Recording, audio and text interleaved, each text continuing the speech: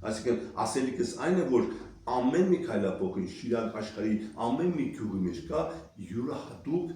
եւ մեր պատմական ժառանգության կերտված մեր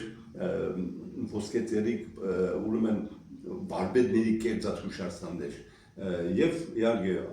ամենահզորագույններից մեկը գիտեք մեր մշակութային հուշարձանների ժառանգության մեջ բաժինը հասնում է Տեր Ճարտարապետի իմ գրքի մեջ առանձին կա իր հուշարձանային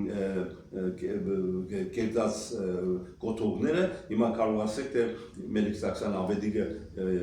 հիմա պետք է խոսի Տեր Ճարտարապետի մասին անիմայր քաղաքի կաթոլիկ եկեղեցու մասում դրա հոգևոր ժառանգությունը ուրեմն վերցրած շարունակած Ալեկ Պոլցի Թադեուս Անդրիան արտարմանուկ եւ